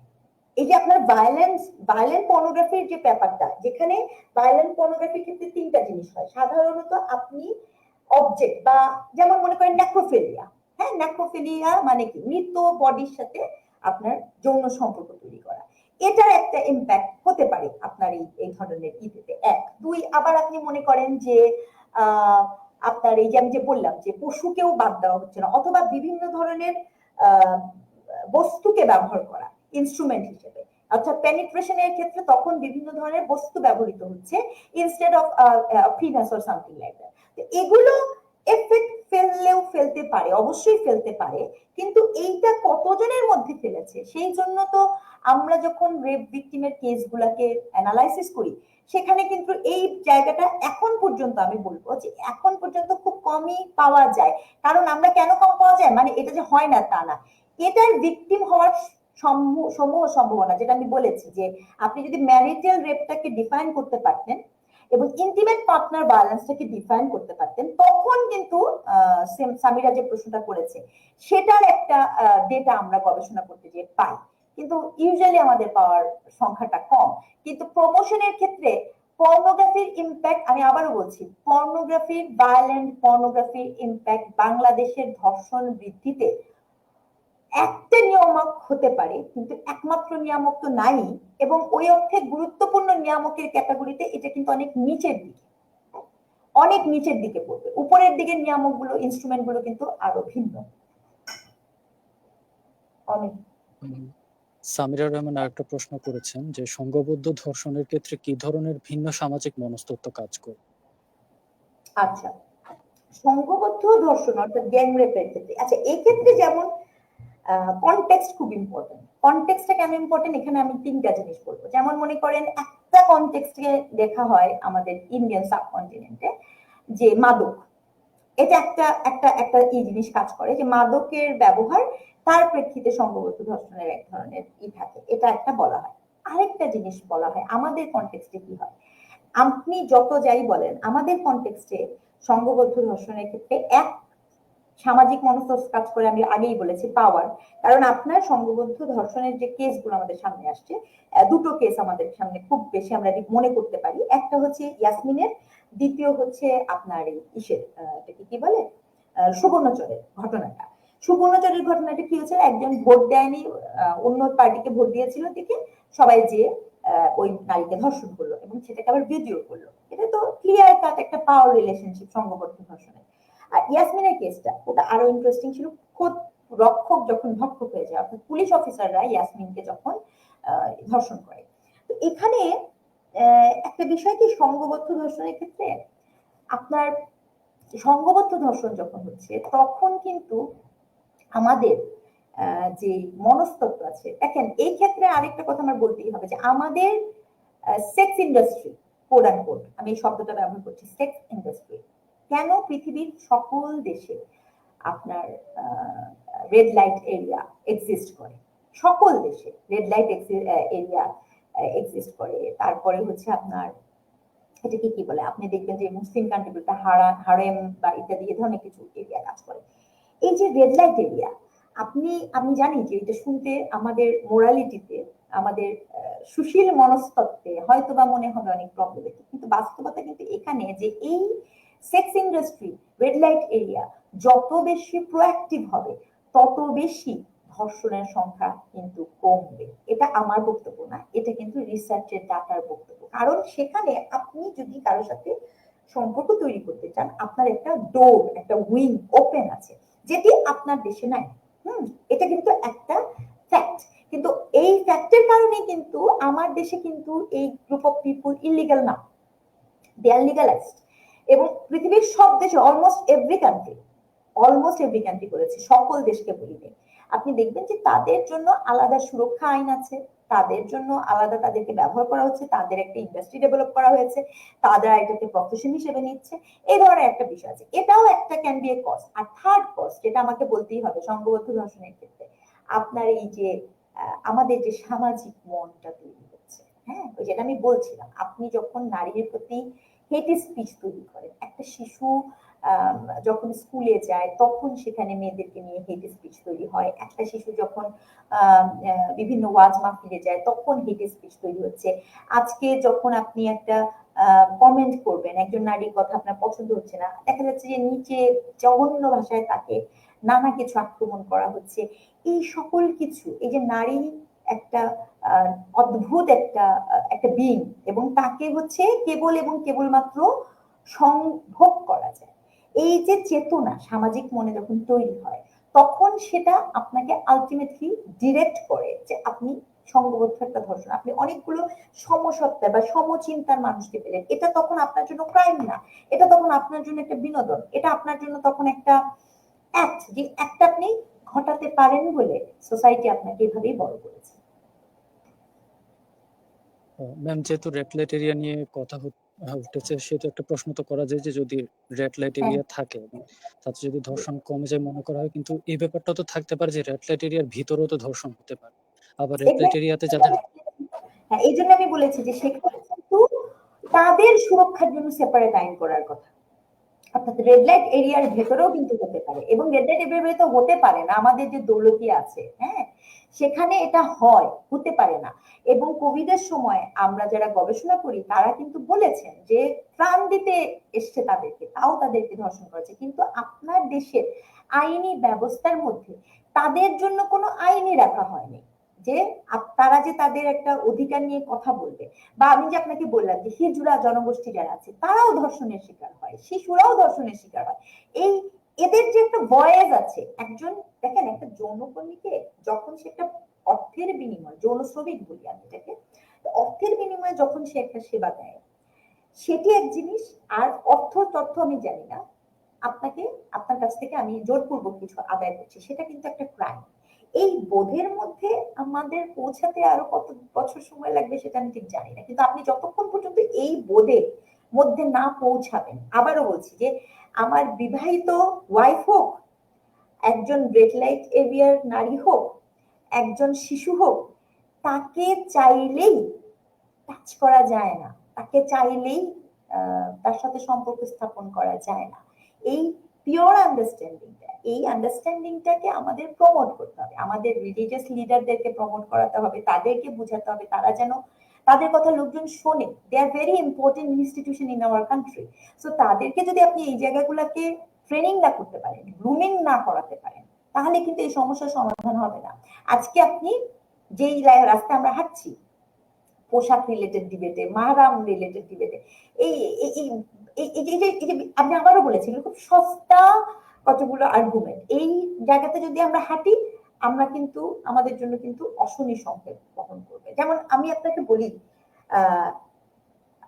এই বছরে WHO ধারা অনুযায়ী, according to WHO World Health Organization, আফ্রিকাতে বিশাল পরিমাণ মুসলিম জনগোষ্ঠীর মধ্যে 2025-এর স্ট্যাটিস্টিক্যাল ডেটা অনুযায়ী 230 মিলিয়ন নারী, 230 মিলিয়ন নারী FGM অর্থাৎ জেনিটাল মিউটিলেশন, যেটা অর্থাৎ নারীদের সার্কামসিশন, সেটা আপনার আফ্রিকার সকল অলমোস্ট এভরি মুসলিম কান্ট্রিতে প্র্যাকটিস করা হয় by the name of religion. সেখানে বলা হচ্ছে সেখানে নারীর ক্লিটোরিসিস থেকে 4-5 বছরে, ক্লিটোরিসিস হচ্ছে নারীর একমাত্র অর্গান, যে অর্গানের সাথে সে যৌন অনুভূতি ভোগ করে, সেই অর্গানটাকে, ক্লিটোরিসিসটাকে কেটে ফেলা হয়, ভ্যাজাইনাতে সেলাই করে দেওয়া হয়, সো দ্যাট সেই নারী যেন অন্য কোনো পুরুষের সাথে সম্পর্ক না করতে পারে, এবং পুরুষ তার যে হাজবেন্ড হবে যদি সেই নারী বেঁচে থাকে, কারণ 5-6 বছরের বাচ্চার যখন ক্লিটোরিসিস কেটে ফেলা হয় অথবা যখন সেলাই করা হয় অনেক বাচ্চা মারাই যায়। এটা WHO ডাটা ঘাটলেই পাবেন। আমি যেটা বলছি সার্ভাইভার হচ্ছে, লাস্ট ইয়ারের সার্ভাইভার হচ্ছে 230 মিলিয়ন নারী। তো এখন যেটা গল্প সেটা হচ্ছে যে আপনি এই গ্রুপ অফ পিপুলকে অ্যাড্রেস করবেন কিভাবে। সে তো ভাবছে যে সেই কালচারাল নর্মের মধ্যে কি কাজ করছে, সেই কালচারাল নর্মের মধ্যে কাজ করছে যে ওই পুরুষ তার সেক্সুয়াল স্যাটিসফ্যাকশনের জন্য ওই ভ্যাজাইনার মধ্যে স্টিচ, এটাই খুব গুরুত্বপূর্ণ। এখন এই যে কথাটা কেন বললাম, এটাতে আপনার মনে হতে পারে যে এটা তো আফ্রিকার সমস্যা, বিশ্বাস করেন এটা আফ্রিকার সমস্যা না, এটা ওইখানকার রিলিজিয়াস যে নর্মেটিভ নর্মস আছে তাদের সমস্যা। তাদের সমস্যাটা যে আপনার কাছে কালকে আসবে না, আপনি কি এটা নিশ্চিত দিতে পারেন? এটা কিন্তু নিশ্চয়তা কেউ দিতে পারি না আমরা। আমাদের সোসাইটিতে কি সমস্যা হচ্ছে, আমাদের সোসাইটিতে সমস্যা হচ্ছে আপনি ধরেই রেখেছেন যে মেয়ে মানুষকে আপনার তার পোশাক তাকে রক্ষা করতে পারে, আপনার পপুলার ডিসকোর্স কোনটা, পর্দা তাকে রক্ষা করতে পারে, আপনার পপুলার ডিসকোর্স। আপনার পপুলার ডিসকোর্স হচ্ছে তার গতিবিধি নিয়ন্ত্রণের মধ্যে আপনি সে রক্ষা হতে পারে, আপনার পপুলার ডিসকোর্স হচ্ছে যে হাজবেন্ড চাইলেই ই করতে পারে, এই হাজবেন্ডের 4টা বউ থাকতে পারে, ইত্যাদি ইত্যাদি, এগুলো আপনার পপুলার ডিসকোর্স। কিন্তু এই পপুলার ডিসকোর্স তো আপনার ধর্ষণের মতো সামাজিক সমস্যাকে, সাংস্কৃতিক সমস্যাকে সমাধান করতে সক্ষম হচ্ছে না, এটা আমাদের বুঝতে হবে। ফেরদৌস নাইম একটা প্রশ্ন করেছে যে প্রশ্নটা হচ্ছে অনেক আলোচিত কোনো ধর্ষণের ঘটনা সামনে আসলে কিছু মানুষ আছে যারা ধর্ষকের মৃত্যুদণ্ডের জন্য তোড়জোড় করে। হাইপোথেটিক্যালি যদি ধরে নিই রাষ্ট্রের প্রতিটি ধর্ষককে যথাযথ বিচারের পর মৃত্যুদণ্ড কার্যকর করা হলো, তাহলে কি ধর্ষক উৎপাদন হওয়া বন্ধ হয়ে যাবে? আচ্ছা, আমি নাইমকে খুব ধন্যবাদ দেব এই প্রশ্নটা করার জন্য, মানে থ্যাংক ইউ সো মাচ, কারণ এইটা আমি অনেকবার বলছি, বারবার বলার চেষ্টা করছি। দেখেন, ধর্ষণের ক্ষেত্রে মৃত্যুদণ্ড কোনো সমাধান না। আমি জানি যে শুনতে খারাপ লাগবে, কারো এরকম একটা ব্রুটালি অ্যাক্টে সবাই খুব অ্যাগ্রেসিভলি কথাটা বলবেন, এটা সত্য, কিন্তু ফ্যাক্টটা কেন আমি বলি, কারণ আপনি যিনি ধর্ষণের শিকার হবেন তার বয়ানটা কিন্তু খুব গুরুত্বপূর্ণ। যখনই আপনি ধর্ষণের শাস্তি মৃত্যুদণ্ড করে দিবেন, তখন কিন্তু মানুষ কি করবে, যিনি এই দোষী, সে কি করবে, আপনার ওই ধর্ষণের শিকার নারী বলেন শিশু বলেন তাকে কিন্তু মেরে ফেলবে, কারণ সে তার জীবিত থাকার ক্ষেত্রে সে মোটেও কনসাস হবে না। এবং লাস্ট যে এই আসিয়ার ঘটনাটা, আপনি যদি একটু মেডিকেল রিপোর্ট দেখেন, আসিয়া কিন্তু যখন রেপ বা এই ইসের জন্য মারা গেছে, তার চেয়ে বেশি কিন্তু তাকে ট্রায়াঙ্গুলেশন অর্থাৎ তাকে মেরে ফেলার যে চেষ্টা, তার মেডিকেল রিপোর্টটা যদি আপনারা একটু খোঁজ খবর নেন, দেখবেন ওই চেষ্টাটার কারণে কিন্তু সে সার্ভাইভ করতে পারে, অর্থাৎ তার রেপ হওয়ার যে ব্রুটালিটি সেটা সে তাও ওভারকাম করতে পারতো, কিন্তু তাকে যে মেরে ফেলার প্রচেষ্টা সেটা থেকে কিন্তু সে ওভারকাম করতে পারেনি। এক্স্যাক্টলি এই কারণে আমি কোনোভাবে চাই না একজন অ্যানথ্রোপোলজিস্ট হিসেবে আমি বলতে যে আপনার যে যিনি ধর্ষণের শিকার নারী, আমি তার জীবনটা বেঁচে থাক, তার লাইফ এন্ড সেফটি, তার বেঁচে থাকার অধিকারটাকে নিশ্চিত করতে চাই। কারণ আপনি যে ধর্ষককে মৃত্যুদণ্ড দিবেন, এটার সমাধানটা কি? আপনি অনেক কিছু হতে পারে, এটা মৃত্যুদণ্ডের থেকে আমাকে যদি বলেন যাবজ্জীবন অনেক বেশি গুরুত্বপূর্ণ একটা সুরাহা হতে পারে ইনস্টেড অফ মৃত্যুদণ্ড। কিন্তু যেটা করতে হবে, আমাদের বিচারিক প্রক্রিয়াটাকে একটা সেপারেট সেলে নিয়ে আসতে হবে, দ্রুত বিচার ট্রাইব্যুনালে আমাদের এই প্রক্রিয়াটাকে নিয়ে আসতে হবে এবং সেটাকে এক্সিকিউট করতে হবে। 90 দিনের মধ্যে যদি আপনার এটা সম্ভব হয়, ধর্ষণের মামলায় আর যদি সুযোগ থাকে, ধর্ষণের আইনের আসলে বিশাল পরিবর্তন খুব বাধ্যতামূলক, বিশেষ করে পেনাল কোডের ধারা 375, 376 এবং 377 অনুসারে, সেটা নিয়ে আমরা আলাপ করতে পারি। মুস্তাকিম বিল্লাহ মাসুম একটা প্রশ্ন করেছেন যে বিভিন্ন সমাজে ধর্ষণের বিরুদ্ধে কি ধরনের সাংস্কৃতিক বা সামাজিক প্রতিরোধ গড়ে উঠেছে। আচ্ছা, এই যে ধর্ষণের বিরুদ্ধে সাংস্কৃতিক এবং সামাজিক প্রতিরোধ, এটা কিন্তু আপনার নানা দেশে নানা ভাবে গেছে। যেমন আমি আপনাকে একটা কথা বলি, আমি যে একটু আগে বললাম, আপনি যে আমাকে প্রশ্ন করেছেন অমিত, খুব দারুণ প্রশ্ন, সেটা ছিল কি যে রেড লাইট এরিয়ার ভিতরেও তো ধর্ষণ হতে পারে। অ্যামস্টারডাম পৃথিবীর সবচেয়ে বড় রেড লাইট এবং টুরিস্ট স্পট কিন্তু অ্যামস্টারডামে। হ্যাঁ, তো অ্যামস্টারডামে কি হয়েছে, অ্যামস্টারডামে আপনার সেখানে যে নারী আছে, অর্থাৎ সেখানে যারা আপনার যৌন শ্রমিক, তারা একটা গ্লাসের মধ্যে থাকে, যেন তাদেরকে কেউ টাচ না করতে পারে।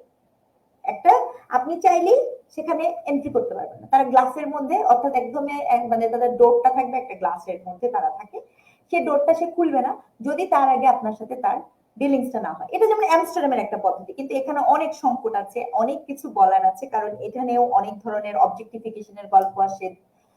সেসব জায়গায় দালালের সিন্ডিকেট আছে, মধ্যস্থতাকারী সিন্ডিকেট আছে, যেমনটা অন্যান্য দেশে আছে। তারাও অনেক ধরনের নির্যাতনের শিকার হচ্ছে, সেটা সত্য, কিন্তু তারা কিছু প্রসেস তৈরি করেছে। একজন যৌনকর্মীও যখন আপনাকে বলবে যে না, নো মানে নো, এই যে এটার বোধটা তারা তৈরি করতে সক্ষম হয়েছে। ধর্ষণের শাস্তির ক্ষেত্রে আপনার বিভিন্ন দেশে যেমন শাস্তি দিয়ে আসলে এটাকে প্রতিরোধ করা যাবে না, রেদার আমার প্রসেশন দরকার, রেদার আপনার সামাজিক প্রতিরোধের কথা বলছেন, আপনার এই যে মনের কথা বললাম, যে সামাজিক মন, আপনি ধর্ষকের সামাজিক মনটাকে আগে আমাদেরকে থামাতে হবে।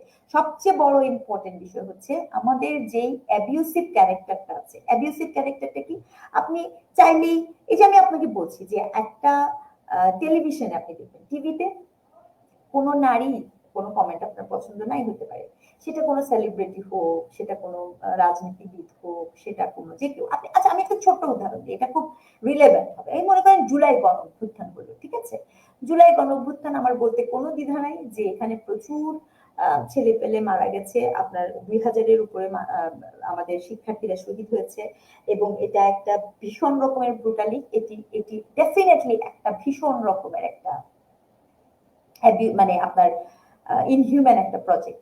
কিন্তু আপনি যখন গণভবন করতে গেলেন, তখন আপনি শেখ হাসিনার অন্তবাস নিয়ে এসে যে উল্লাসটা করলেন, এটা কি, এটা কি যৌক্তিকতা তৈরি হয়? এই জেনারেশন এটা কি মেসেজ দেয়? অথবা যখন বেগম খালেদা জিয়া আসলো, আপনি তার ভুরু নিয়ে কথা বললেন, আপনি মানে কেন উনার ভুরু নিয়ে কথা বলাটা এই জেনারেশন গুরুত্বপূর্ণ মনে করলো? অথবা আপনার মনে করেন বর্তমান উপদেষ্টা মহোদয়, মানে কোনো একজন নারী উপদেষ্টা, তাকে নিয়ে আপনি হয়তো বা অন্য একটা দল সমর্থন করেন, ভালো কথা, করতেই পারেন, কিন্তু আপনি তাকে নিয়ে, তার চরিত্র নিয়ে গল্প করতে আসেন কেন? অথবা আপনি ওটাও বাদ দেন, আপনি কোনো একজন নায়ক নায়িকা অথবা কোনো একজন মানুষ যার কথা আপনার হয়তো পছন্দ হয়নি, কালকে মনে করেন আমার কথা আপনার পছন্দ হচ্ছে না, আপনি কি করবেন? এসে কতগুলো গালির ভান্ডার নিয়ে বসবেন, কতগুলো ক্যারেক্টারের ভান্ডার নিয়ে বসবেন। এগুলো কি? এগুলো, এগুলোকে প্রতিরোধ যদি আপনি না করেন, কেন এখন পর্যন্ত আপনার তথ্য মন্ত্রণালয় থেকে এটা প্রচার হয় না? রাষ্ট্র কিন্তু এটা পারে, তথ্য মন্ত্রণালয় থেকে স্ট্রিক্টলি আপনি মনিটরিং করেন, কারণ প্রত্যেকটা ফেসবুক পেজে এখন নানা মানুষ কমেন্ট করে। আমাকে একটা কথা বলেন, যদি প্রত্যেকটা টেলিভিশন চ্যানেল তার কমেন্টটা দেখতে পারে, তাহলে যখন এরকম অ্যাবিউসিভ কমেন্ট আসে আপনি সেটাকে বন্ধ করেন না কেন? আপনি সেটাকে ডিলিট করেন না কেন? আপনি সেটাকে রিপোর্ট করেন না কেন? এই ছোট কাজটা যখন আপনি করা শুরু করবেন, তখন সে ভাববে যে আচ্ছা এটা হয় না। আবার দেখেন আপনার কন্টেন্ট, আপনি এখন অর্থনীতি, অর্থশাস্ত্র এমন ভাবে ঢুকেছে যে একটা জিনিস আপনি দিচ্ছেন, এখানে কেউ শেয়ার করার জন্য না, অর্থাৎ এটা যে যত বেশি শেয়ার হবে তত আমি টাকা ইনকাম করতে পারবো, তত বেশি ক্লিক করবে। এগুলো তো একটা আরেকটার সাথে ওতপ্রোতভাবে কানেক্টেড, এই গল্পগুলো তো বিচ্ছিন্ন গল্প না। আপনি ভাবতেই পারেন এগুলির সাথে ধর্ষণের সম্পর্ক কি, প্রশ্নটা এরকম আসতে পারে, কিন্তু আমি আপনাকে বলবো, যে আমি আপনাকে বলেছি, গবেষক হিসেবে প্রথমে একজন মানুষ অ্যাবিউসার হয়, তারপরে হ্যারাসার হয়, তারপরে যে সে তার ফাইনাল রোলটা প্লে করে। এটা একদিনে করে না, একদিনে হয়ে ওঠে না। Potential rapist, we need to locate potential rapist. এবং ধর্ষণের যে সামাজিক ও সাংস্কৃতিক প্রতিরোধ, এই প্রশ্নটা যিনি করেছেন তাকে আমি এটাই বলবো যে পোটেনশিয়াল রেপিস্টকে আইডেন্টিফাই করা, পোটেনশিয়াল রেপিস্টের বিরুদ্ধে রাষ্ট্রের অবস্থান, রাষ্ট্রের, যেমন মনে করেন উন্নত দেশে, আমি যে দেশটা থেকে পিএইচডি করেছি, অকল্যান্ড, নিউজিল্যান্ড থেকে, তো ওখানে কোনো ব্যক্তি যদি কারোর দিকে তাকিয়ে থাকে, আমি একটা মানে ল বলছি, কোনো ব্যক্তি কারোর দিকে যদি তাকিয়ে থাকে এবং তার তাকিয়ে থাকা যদি ওই ব্যক্তির অস্বস্তির কারণ হয়, সে যে পুলিশকে কমপ্লেন করলে ইনস্ট্যান্ট তার অর্থ জরিমানা হবে। এখন আপনার এটা সংকট তৈরি হবে, আমাদের দেশে তো তাহলে সবাই এরকম বলতে থাকবে, আপনি এটা বলতেই পারেন যে আমাদের দেশে মনে হয় তাহলে সবাই সবারটা বলতে থাকবে, সবাই সবারটা দেখে বলবে যে তার টাকা নেওয়ার জন্য অস্বস্তির কারণ। হ্যাঁ হতে পারে, তাদের দেশটা ছোট, কিন্তু তারপরও আপনি এই অ্যাক্ট গুলোকে এনড্রোস করেন, এই অ্যাক্ট গুলোকে এক্সিকিউট করেন, তাহলে ব্যাপারটা একটু ডিফারেন্ট মন তৈরি হওয়ার সম্ভাবনা থাকে। অমিত ফেরদৌস নাইম একটা প্রশ্ন করেছেন, বুঝিনি ম্যাম, আপনাকে শোনা যাচ্ছে না? সরি, হ্যাঁ হ্যাঁ হ্যাঁ, জি জি। ওকে, ফেরদৌস নাইম একটা প্রশ্ন করেছে যে অনেক ধর্মীয় প্রতিষ্ঠান যেমন মাদ্রাসায় ছোট শিশুদের ধর্ষিত হতে দেখা যায়, কিন্তু ধর্মীয় প্রতিষ্ঠানগুলোর ধর্ষণ বিরোধী তেমন কোনো পদক্ষেপ দেখা যায় না। রাষ্ট্রের আইন ও বিচারিক কাঠামোর সাথে বা ধর্ষণ বিরোধী সংস্কৃতি নির্মাণের ক্ষেত্রে ধর্মীয় প্রতিষ্ঠানগুলোকে কিভাবে সমন্বয় করা সম্ভব? আচ্ছা, এই যে আমি হ্যাঁ, এটা থ্যাংক ইউ, মানে এই প্রশ্নটা করার জন্য অনেক ধন্যবাদ। কারণ কি, আমরা যখন এই আলাপগুলো করি, সিরিয়াস ডিসকাশন গুলো করি, তখন এখানে দেখা যায় কি ধর্ম আর আমাদের ডিসকাশন দুটো সেপারেট হয়ে যায়, কিন্তু এটা খুব গুরুত্বপূর্ণ, যেখানে এই বাইনারিটা করা যাবে না। এখানে আপনাকে স্পষ্ট হতে হবে। যেমন মনে করেন, আমি অ্যাক্ট ধরে ধরে যদি বলি, আমাদের অ্যাক্ট 377 377 অ্যাক্টের মধ্যে কি বলা আছে যে এনিথিং, যা কিছু আপনার আনন্যাচারাল সেক্স হিসেবে বিবেচিত হবে, সেটি আপনার শাস্তিযোগ্য অপরাধ। এখন এই 377 অ্যাক্টটাকে আপনি ধরে নিচ্ছেন কি এটা হচ্ছে যারা হোমোসেক্সুয়াল তাদের জন্য, কিন্তু আই ডিসএগ্রি, এখানে হোমোসেক্সুয়াল নাই। 377 অ্যাক্ট কিন্তু আপনার যদি এনাল সেক্স হয়, যেটা আমি বললাম যে আপনি যদি পায়ুপথে কারোর সাথে জোরপূর্বক সম্পর্ক হয়, সেটা যদি নারীও হয়, অথবা যদি কোনো বস্তু ব্যবহার করেন পেনিট্রেশনের জন্য, সেগুলোও কিন্তু আনন্যাচারাল সেক্সের আন্ডারে পড়বে এবং ধর্ষণের মানে শাস্তিযোগ্য অপরাধ হবে। কিন্তু এই যে বোধটা, এটা তো আগে আমাকে বুঝতে হবে। উনি যে প্রশ্নটা করলেন যে ধর্ম মানে ইসেতে শিশুদের, আবারও বলছি, দেখেন শিশুদের ক্ষেত্রে কেন সকল প্রতিষ্ঠানে আপনি যৌন শিক্ষার যে ব্যারিয়ারটা আছে এটাকে আপনার প্রমোট করতে হবে, এটা প্রথম কথা। দ্বিতীয় কথা হচ্ছে, এটা প্রমোট করার ক্ষেত্রে ধর্মীয় যেই, আমি বিশ্বাস করি বাংলাদেশে এরকম অনেক বিজ্ঞ আলেম আছেন যাদের সাথে আমাদের যারা এই বিষয় নিয়ে কাজ করে, আমাদের পলিসি লেভেলে, আমাদের মন্ত্রণালয়গুলো, তাদের না একটা অ্যাফিলিয়েশন হওয়া দরকার, তাদের একটা ট্রেনিং হওয়া দরকার, তাদের একটা গ্রুমিং হওয়া দরকার। বিকজ ওই যে মনে করেন সাথিয়া থানার যে আলেম আছেন বা যিনি জুম্মার খুতবা পড়বেন, উনার যে সোশ্যাল ক্যাপিটাল, উনি যখন একটা কথা বললে যত সহজে ওই আমার ওই লোকাল পিপুলকে অ্যাড্রেস করতে পারবেন, আমি বা আপনি পারবো না। সেক্ষেত্রে কি করতে হবে? সেক্ষেত্রে ওই লোকাল মানে আমাকে ওই আলেমকে তার ন্যারেটিভে তাকে আগে আমাকে বুঝাতে হবে যে এই প্রতিরোধটা তার তরফ থেকে আসতে হবে। আর দেখেন, অন্যায়কে তো অন্যায় বলতে হবে, কিন্তু অন্যায়কে যদি আপনি অন্যায় না বলেন এবং অমুকে শাস্তি পাবে দেখে, তমুকে সুবিধা পাবে দেখে আপনি যদি এটাকে ইগনোর করে যান, তখন এই পুরো প্রক্রিয়াটা আপনি থামাতে পারবেন না, এটা পসিবল না।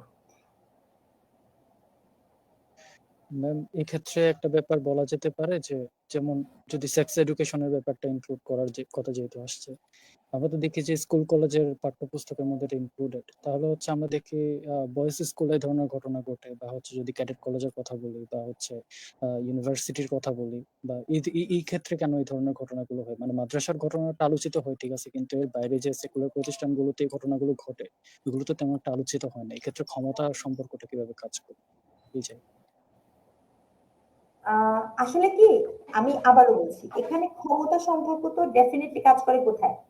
মনে করেন নরমেটিভ যে আন্ডারস্ট্যান্ডিং আপনার পাঠ্যপুস্তকে কনসেন্টের ধারণা, কনসেন্টের ধারণা পরে বলি, যেই সোসাইটিতে আপনার এই যে আমাদের বায়োলজিক্যাল, আমাদের প্রত্যেকে, আমি যেহেতু একজন বিশ্ববিদ্যালয়ের শিক্ষক, প্রায় আমার শিক্ষার্থীরা এই কথাটা বলে যে যখন আপনার স্বাভাবিকভাবে মেয়েদের পিরিয়ড অথবা ছেলেদের বয়ঃসন্ধিকালের শারীরিক পরিবর্তন এগুলো নিয়ে আলাপ করা হয়, তখন ওই স্কুলের টিচার, ওই কলেজের টিচার, আমরা কিন্তু অনেক প্রতিবাদ বলা, অনেক করে, অনেক বলার পরে এটাকে পাঠ্যপুস্তকে অন্তর্ভুক্ত করতে সক্ষম হয়েছে। কিন্তু দেখা গেল কি, ওই টিচার সে ওই কথাটা বলতে পারে না, বলে কি পড়ে নিও। সে যখন এটা বলে, তাহলে আপনার এই পাঠ্যপুস্তকে অন্তর্ভুক্ত করে কি লাভ হলো? ফায়দা কি হলো? আপনি দেখেন, এই যে দেখেন কিছুদিন আগের ঘটনা, হ্যাঁ, আপনার এই বইমেলাতে পিরিয়ডের পণ্য, গোপন পণ্য, মানে এই যে একটা ট্যাগ, কি হয়েছে না হয়েছে, প্রশাসন কি বলছে সেটা নিয়ে পরের কথা, কিন্তু এই যে আইডিয়াটা, এই আইডিয়াটা তো আপনাকে ব্রেক করতে হবে। এটা তো এই আইডিয়া ব্রেক না করে আপনি শুধুমাত্র পাঠ্যপুস্তকে যদি এটা ঢুকায় দেন, তাহলে অন্তর্ভুক্ত করেন, কোনো লাভ নেই। শুধুমাত্র পাঠ্যপুস্তকে অন্তর্ভুক্ত করে, আমি আবারও কথা বলছি, রিপিটটা, শুধুমাত্র পাঠ্যপুস্তক অন্তর্ভুক্ত করে এই সমস্যার সমাধান হবে না। আপনাকে কি করতে হবে? আপনাকে তিনটা জিনিস করতে হবে। এক, আমি বারবার বলছি গত 3-4 দিন ধরে, আমাদের সোশ্যাল সার্ভিসকে অ্যাক্টিভ করতে হবে। এই যে সমাজ কল্যাণ মন্ত্রণালয়, সোশ্যাল ওয়ার্কার বলতে কি বোঝায় আমরা কোনোদিন বুঝিই নাই। কোনোদিন এমন হয়ই নাই যে কোন একজন সোশ্যাল ওয়ার্কার এসে আমাদের খোঁজ খবর নিচ্ছেন, বা তিনি ওখানে মানে কোন একটা শেল্টার হোমের আইডিয়া দিচ্ছেন, কোন একটা গাইডলাইন দিচ্ছেন, তিনি যে বলছেন, বুঝাচ্ছেন, বা তার সোশ্যাল সার্ভিসে এ থেকে লোক আসছে, তার বিরুদ্ধে একটা ব্যবস্থা নিচ্ছে, এই ধরনের কোনো কিছু আমাদের মধ্যে নাই। তাহলে প্রথমে কি করতে হবে? আপনি ওই যে আমার লোকাল আলেম আছে, দেখেন আমার লোকাল যে মুয়াজ্জিন আছে, ইমাম আছে, তাদেরকে সিলেক্ট করে তাদেরকে ট্রেনিং দেন। এক, আপনি আপনার ওই যে শিক্ষক যিনি এই জিনিসগুলা পড়ায় তাকে ট্রেনিং দেন।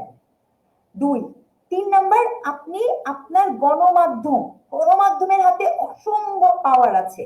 গণমাধ্যমে মানে মন্ত্রণালয়ের আদেশে আপনি গণসচেতনতামূলক এই জাতীয় ছবি, ফিল্ম এগুলো দেখানোর চেষ্টা করেন। দেখেন, আমি একটা জিনিস দেখাই, আপনারা কেন এই যে ধরেই নেওয়া হয় যে ধর্ষণ মানে হচ্ছে, আমি বলেছি যে ধর্ষণ মানে কিন্তু মেয়ে না, আর ধর্ষণ হওয়া একটা মেয়ে মানে যে সে একদম অসহায়, তার সব শেষ হয়ে যেতে হবে। আপনি ফিল্ম দেখাচ্ছেন, সে ধর্ষণের শিকার হয়েছে দেখে সে কি করছে, সে যে ফাঁসি নিচ্ছে। Very bad narrative you are going to tell them. এটা কোনো ভালো ন্যারেটিভ না, এটা খুব ব্যাড ন্যারেটিভ। এই ন্যারেটিভ আপনাকে ইন্ডিকেটিভ হয় যে ওই মেয়েটার মনে হয় আর কোনো নাই। আপনি যে এই যে ইজ্জত, ইজ্জতের ধারণা আপনি যে সামাজিক ভাবে তৈরি করেছেন, এই ইজ্জত তো তার যায় না। আচ্ছা আপনি বলেন, যিনি ধর্ষণের শিকার হন আর যিনি ধর্ষণ করে, আসলে ইজ্জতটা কার যায়? যে ধর্ষণ করে ইজ্জতটা তার যায়, ধর্ষণের শিকার যে, তার তো ইজ্জত যায় না। সে তো ফাইটার, সে তো সার্ভাইভার। এই বোধগুলা, এই যে নেগেটিভ গুলা, এই রিপ্রেজেন্টেশন গুলা এত মিসিং কেন হবে? এটা আমাদের সামাজিক মনকে তৈরি করে।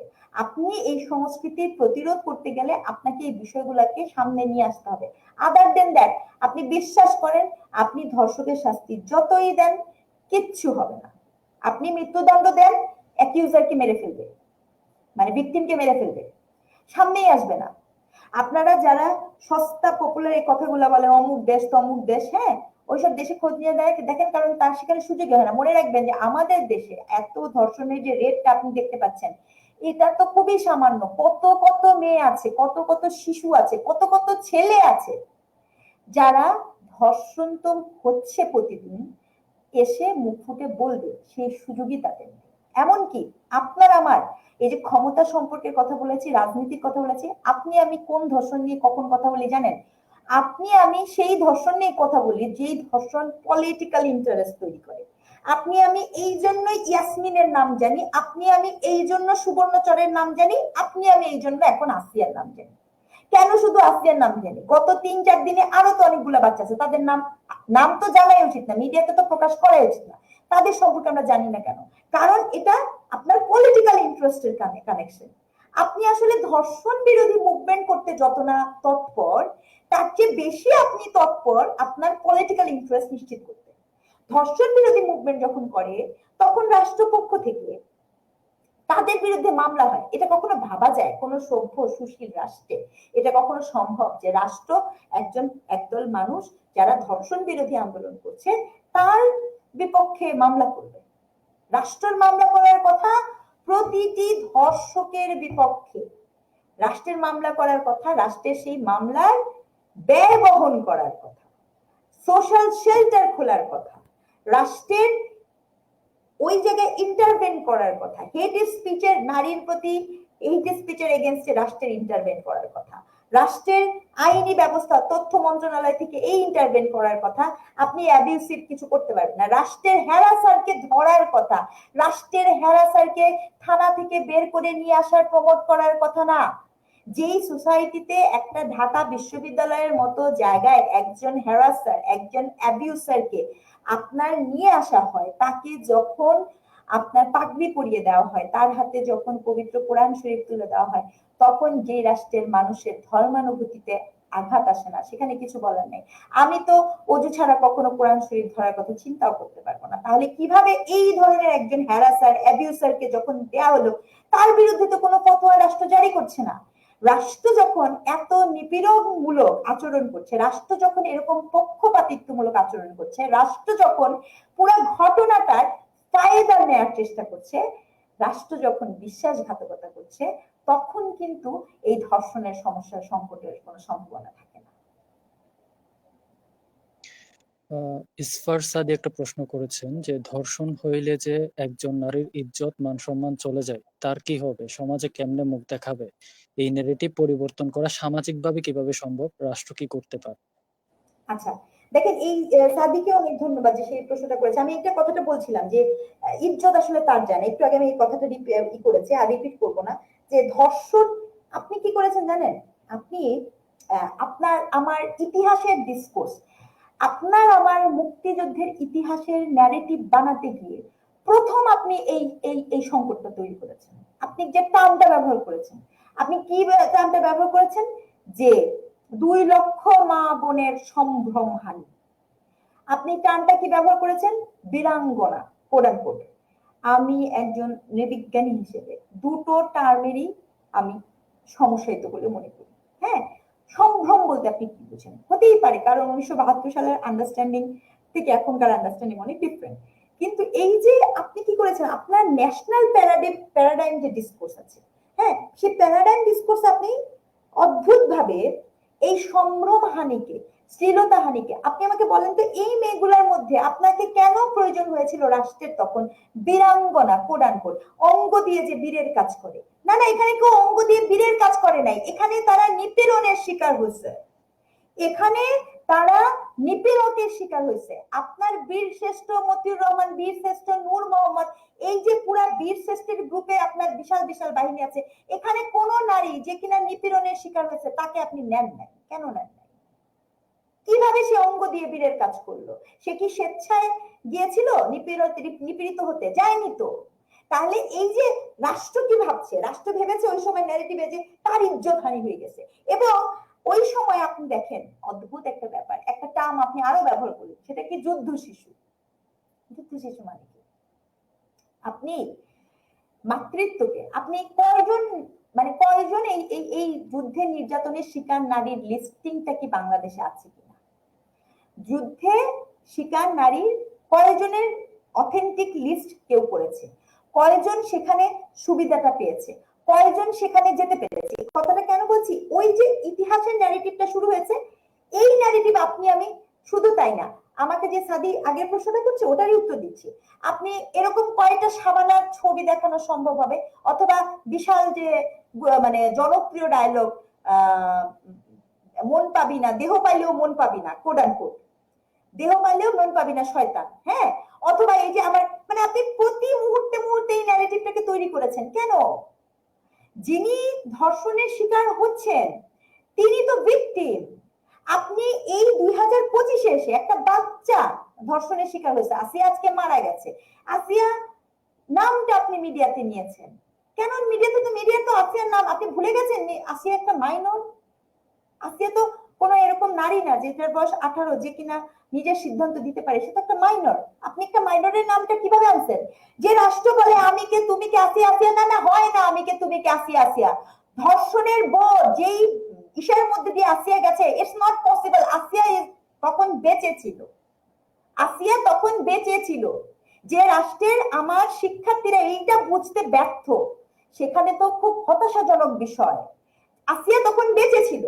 আসিয়া যদি বেঁচে থাকতো, আজকে যদি আসিয়া বেঁচে থাকতো, ওই বাচ্চাটা এই সোসাইটিতে কিভাবে তখন সার্ভাইভ করতো? সে তো একটা বাচ্চা, তার এই ট্রমা, সে কিভাবে ওই ট্রমা সামলাবে? নাকি আপনার আমার এই পপুলিস্ট ট্রমা সামলাবে? আপনি আমি কিভাবে পপুলিস্ট হলাম? কাজে এই যে ইজ্জতের ডিসকোর্স, হ্যাঁ, ইজ্জতের যে ডিসকোর্স, সেই ইজ্জতের ডিসকোর্স ইটসেলফ ভীষণ রকমের পুরুষতান্ত্রিক। এবং এই পুরুষতান্ত্রিক ডিসকোর্স থেকে আপনাকে ভাঙতে হবে।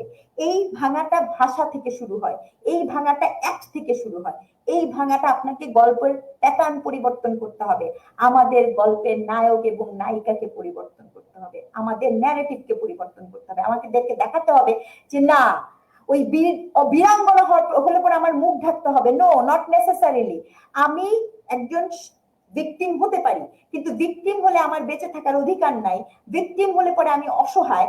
এই ধরনের চিত্র, ধর্ষণ নিয়ে একটা চিত্র হলে আপনি এই দিকে কাঁদতেছে, এই দিকে করতেছে, এর থেকে তো আরো বেশি রূঢ়ও হতে পারে মানুষ, অনেক বেশি দাম্ভিকতা থাকতে পারে, দৃঢ়তা থাকতে পারে, আত্মবিশ্বাস থাকতে পারে, অন্যায়ের বিপক্ষে চলতে পারে। আপনি এই ধরনের কোন ইমেজ পোর্ট্রেশন যতক্ষণ না করছেন, আপনার কাছে তো মনেই হবে যে ধর্ষণ হওয়া মানে হচ্ছে আমার সবকিছু শেষ হয়ে গেল। কারণ আপনি এটা আপনার গল্প, আপনার কবিতা, আপনার ইতিহাস, আপনার ফিল্ম সবকিছুর মধ্যে, এবং আপনার রিলিজিয়াস ডিসকোর্স, আপনি যেই রাষ্ট্রে আপনার গত 2019-এ 21 বা 19 হতে পারে, আমি এক্সাক্ট বলতে পারবো না, একজন হাইকোর্ট থেকে রায় দিয়ে দিল, জজ কি রায় দিল? ধর্ষকের সাথে বিয়ে দিয়ে দিলেন। ধর্ষকের সাথে বিয়ে কখন দেন বলেন তো?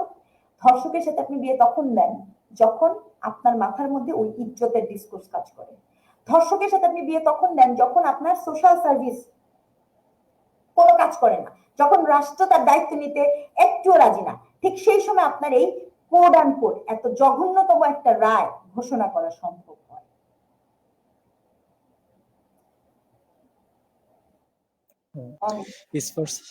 ইসফারসাদি আরেকটা প্রশ্ন করেছেন যে ধর্ম শেখায় সহানুভূতিশীল হইতে, আবার ধর্ম কিভাবে মনস্তত্ত্বে একটি বিশ্বাসের দরুন আরেকজন মানুষকে লিঙ্গের উপর ভিত্তি করে তার উপর আধিপত্য বিস্তার করতে সহায়তা করে, সে কিভাবে সে বিষয়ে খেয়াল করা কি প্রয়োজন? সমাজে ধর্ম তো আসলেই একটা বড় বিষয়, এক্ষেত্রে কিছু করা কি সম্ভব? আচ্ছা, না, ধর্ম অনেক কিছু করা সম্ভব, মানে আমি এটা আমার বলতে কোনো দ্বিধা নেই। আমি বারবার বলছি ধর্মকে কোনো বাইনারি জায়গাতে আমি ফেলতে আগ্রহী না। ধর্মের এখন কি ধর্মের তো অনেক ইন্টারপ্রিটেশন আছে। আলাপটা যতটা না ধর্মের এগেনস্টে, তার থেকে অনেক বেশি ইন্টারপ্রিটেশনের এগেনস্টে। এই ধর্মটা ইন্টারপ্রেট করে কি? ধর্মের ইন্টারপ্রিটেশন যারা দেয় তারা সকলেই কেন পুরুষ হয়ে ওঠে? তারা সকলেই কেন এই ইন্টারপ্রিটেশনটা তারা ওইভাবে দেয়? ধর্মের ইন্টারপ্রিটেশন তো নানাভাবে করা সম্ভব। আপনি খেয়াল করে দেখবেন সনাতন ধর্মে ওরা যে দেবী বানায়, সে দেবী আপনার দুর্গাপূজার সময় সেটা আনতে হবে ওই যে আমি বললাম রেড লাইট জোন, সেখানে কারো কাছ থেকে আপনার মাটি আনতে হবে, সেই মাটি দিয়ে আপনি দেবী বানাবেন।